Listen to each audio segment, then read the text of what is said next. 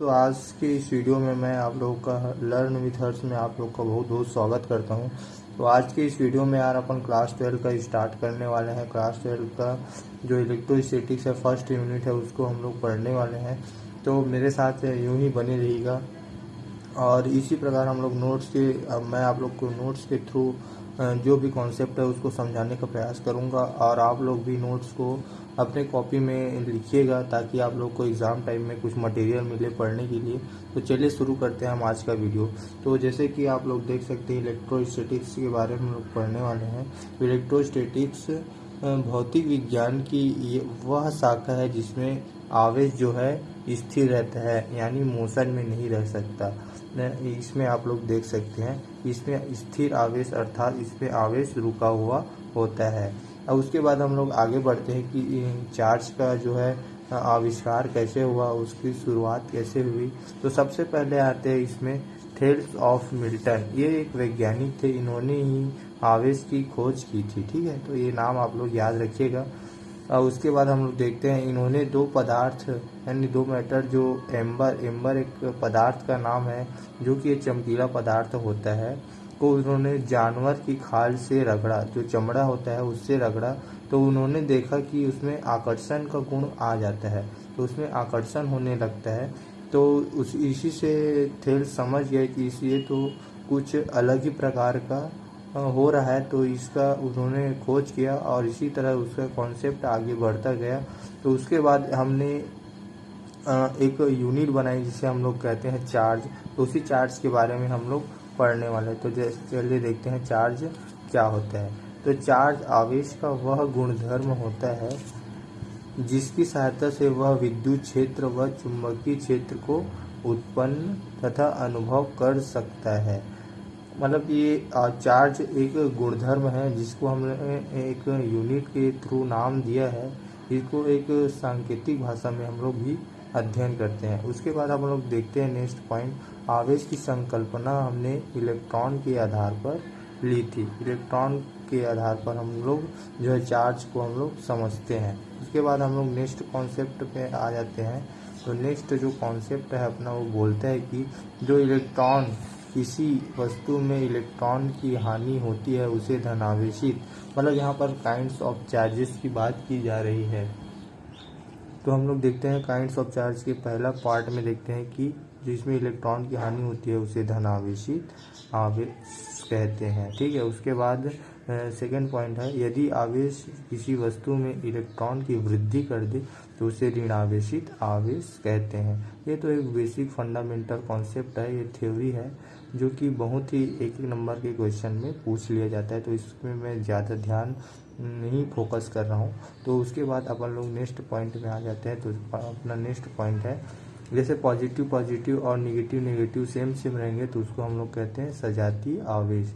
इसमें जैसे सजातीय आवेश होता है तो उसमें रिपल्सन की प्रॉपर्टी होती है। उसी प्रकार अगर डिफरेंट चार्जेस होते हैं, प्लस और माइनस होते हैं, तो उसको हम लोग विजातीय आवेश कहते हैं। विजातीय आवेश में जो है अट्रैक्शन की प्रॉपर्टी होती है। उसके बाद हम लोग आगे देखते हैं दोस्तों।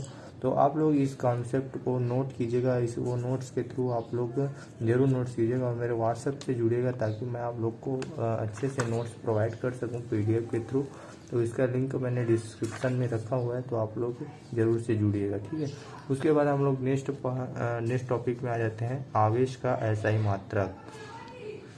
तो आवेश यह एक अंतर्निहित गुण है जिसके प्रोटॉन व इलेक्ट्रॉन के कारण बल लगा सकता है। यह एक प्रॉपर्टी है जिसके थ्रू जो इलेक्ट्रॉन और जो प्रोटॉन होता है वह बल लगाते हैं। यह एक अदिश राशि है, इसको आप लोग नोट कर लीजिएगा। ठीक है, यह एक अदिश राशि है और इसका SI यूनिट जो है वो कूलाम होता है।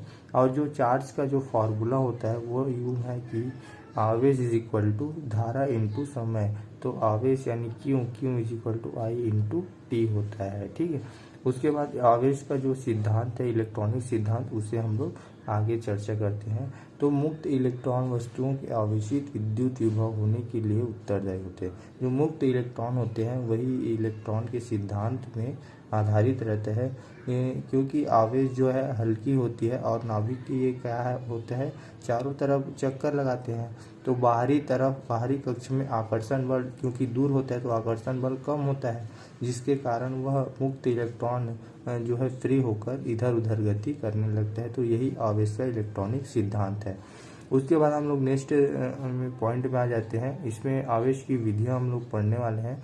तो आवेश की विधियां जो है दो प्रकार की होती है, जो है संपर्क द्वारा आवेशन और सेकंड पॉइंट है प्रेरण द्वारा आवेशन। यहाँ पर आप लोग देख सकते हैं। तो जैसे संपर्क द्वारा आवेशन के लिए घर्षण और चालन दो टाइप से होता है इसमें। तो सबसे पहले हम लोग डिस्कस करते हैं संपर्क द्वारा आवेशन। संपर्क द्वारा आवेशन में दोनों आवेश टच होंगे, इसलिए हम लोग इसमें संपर्क आवेशन कहते हैं। तो इसमें पहला पॉइंट है घर्षण द्वारा आवेशन। तो घर्षण द्वारा आवेशन कहते हैं कि जब एक वस्तु को दूसरी वस्तु के साथ हम लोग फ्रिक्शन करते हैं, रगड़ते हैं, तो एक वस्तु से दूसरी वस्तु में क्या होता है, जो इलेक्ट्रॉन का स्थानांतरण होता है। जिस वस्तु में इलेक्ट्रॉन ग्रहण होते हैं उसे हम लोग क्या बोलते हैं, ऋण आवेश कहते हैं, और जिसमें इलेक्ट्रॉन का लॉस होता है उसको हम लोग धनावेश कहते हैं। इसमें एक याद रखने वाला जो मेन पॉइंट है वो ये है कि घर्षण द्वारा आवेश की प्रक्रिया में दोनों वस्तुओं पर समान परिमाण आवेश परंतु विपरीत चिन्ह आवेश प्राप्त होता है। इसमें जो है घर्षण द्वारा आवेश की प्रक्रिया में दोनों वस्तु पर आवेश तो सेम रहता है, बट उसमें जो साइन रहता है वो अपोजिट रहता है। उसके बाद हम लोग इसी में नेक्स्ट पॉइंट देखने वाले हैं चालन द्वारा आवेशन। तो चालन द्वारा आवेशन में इस प्रक्रिया में एक जो अनावेशित वस्तु रहती है, जो अनचार्ज पार्टिकल रहता है, उसको एक चार्ज पार्टिकल या तार के थ्रू हम लोग कनेक्ट कर देते हैं। अब उसको हम लोग कुछ पश्चात उसका जैसे आकलन करते हैं तो उसमें इलेक्ट्रॉन का स्थानांतरण होने लगता है, यानी चार्ज होने लगता है। तो इसमें जो स्टार पॉइंट है वो देख लेते हैं। आवेश तब तक प्रवाहित होता है जब तक दोनों वस्तुओं के बीच विभव एक समान नहीं हो जाए और विभवांतर शून्य न हो जाए। जब तक दोनों में जो है चार्ज सेम नहीं हो जाता तब तक यह प्रक्रिया चलती रहती है। उसके बाद हम लोग का दूसरा विधि जो है उसमें आ जाते हैं प्रेरण द्वारा आवेशन। प्रेरण द्वारा आवेशन को मैं एग्जाम्पल के थ्रू आप लोग को समझाता हूँ। प्रेरण के थ्रू जो आवेशन है उसमें जो है एक कुचालक स्टैंड के अंदर एक जो गोलाकार चार्ज उदासीन जो प्लेट है उसको रखा जाता है, जैसे कि आप लोग यहाँ पर देख सकते हैं। अब उसी जो उदासीन प्लेट है उसके समीप हम लोग एक जो पॉजिटिव छड़ को उसके समीप लाते हैं। तो क्या प्रक्रिया होती है कि जो छड़ की जो पास वाला भाग है उसमें ऋण आवेश और जो उसके दूर वाला भाग है उसमें पॉजिटिव चार्ज उत्पन्न होने लगता है। अब इसके पश्चात कुछ समय पश्चात इसमें ये रिएक्शन होता है कि जो निगेटिव चार्ज है वो बना रहता है, क्योंकि वो पॉजिटिव चार्ज की अट्रैक्शन में रहता है, और जो पॉजिटिव चार्ज रहता है वो दूर होने के कारण वो जमीन में जो है अर्थिंग हो जाता है या भूसंपर्कित हो जाता है। तो ये है यही प्रक्रिया को हम लोग जो है आवेशन प्रेरण द्वारा आवेशन कहते हैं, क्योंकि यहाँ पर निगेटिव चार्ज बच जाता है, क्योंकि इसके अट्रैक्शन में रहता है और ये अर्थिंग के थ्रू जमीन के अंदर चला जाता है। इसलिए जब भी आप लोग देखते होंगे कि जब भी बिजली चमकता है तो बिजली जो है वो जमीन के अंदर जाना चाहता है, इसलिए वह किसी पेड़ या जो बड़े पौधे होते हैं उसी में गिरते हैं, क्योंकि उसका संपर्क जमीन के थ्रू होता है, तो इसमें इजीली होता है। तो यहाँ पास वही पढ़ सकते हैं, एक उदासीन गोले को विद्युत रोधी स्टैंड पर रखते हैं, जैसे कि हमने रखा। एक धातु की धनावेशी छड़ को बिना स्पर्श किए गोले के पास लाते हैं, जैसे हम लोग छड़ को पास लाए। उसके पश्चात हम लोग आकर्षण के कारण मुक्त इलेक्ट्रॉन बाईं ओर विस्थापित हो जाते हैं और यह धातु से बाहर नहीं निकल पाते।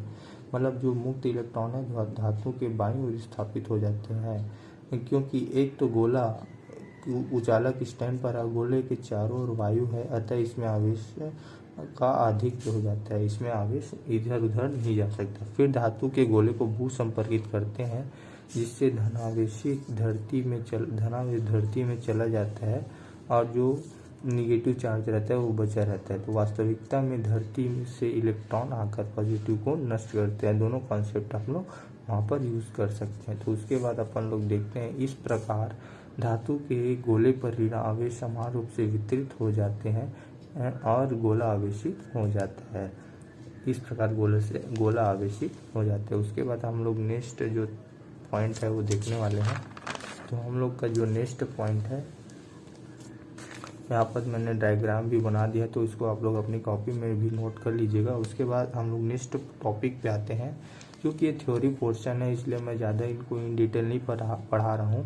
आप लोग इसको नोट्स, जो मेरा नोट्स है उसको लिख लीजिएगा, जो कि बहुत ही हेल्पफुल हो जाएगा। इतना काफ़ी है, क्योंकि एग्ज़ाम में बहुत 1-2 नवंबर के लिए भी पूछा जाता है।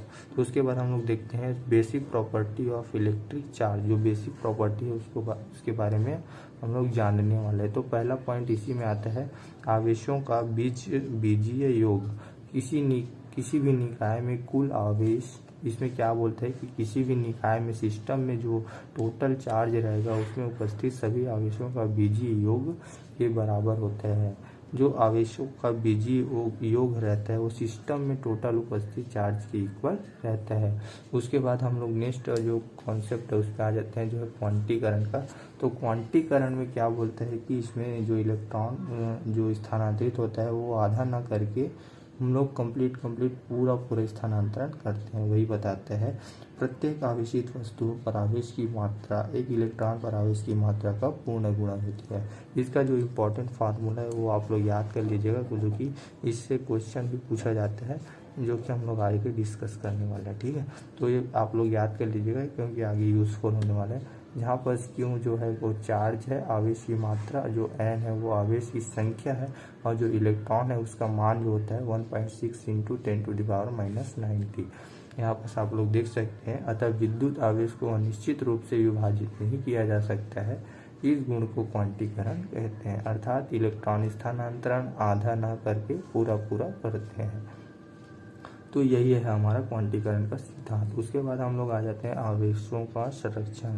आवेशों का संरक्षण बहुत ही ईजी है। इसमें क्या होता है कि आवेश को न तो उत्पन्न किया जा सकता है, न ही उसको नष्ट किया जाता है। यही अपना आवेशों का संरक्षण का सिद्धांत बोलता है या कहता है। तो आज की इस वीडियो में हम लोग इतना ही रखते हैं। आप लोग सारे कॉन्सेप्ट को अपने नोटबुक में नोट कर लीजिएगा और अच्छे से पढ़ाई कीजिएगा। और आगे की वीडियो में हम लोग जो है कूलाम का नियम देखने वाले हैं, तो आप लोग ज़रूर से मेरे वीडियो में बने रहिएगा। क्योंकि मैं और जो भी समस्याएं रहती है, क्योंकि मैं भी फर्स्ट टाइम बना रहा हूँ वीडियो, तो कुछ प्रॉब्लम का फेसेस करना पड़ा है। तो प्लीज़ आप लोग इसको इग्नोर कीजिएगा, और मेरे चैनल को जो भी बच्चे हैं इंटरेस्टेड हैं वो ज़रूर से बने रहेगा। और कमेंट बॉक्स में अपना जो है रिप्लाई या जो भी रिस्पॉन्स है वो दीजिएगा, ताकि मैं आप लोग के बीच अच्छा वीडियो प्रोवाइड कर सकूँ। So thank you all.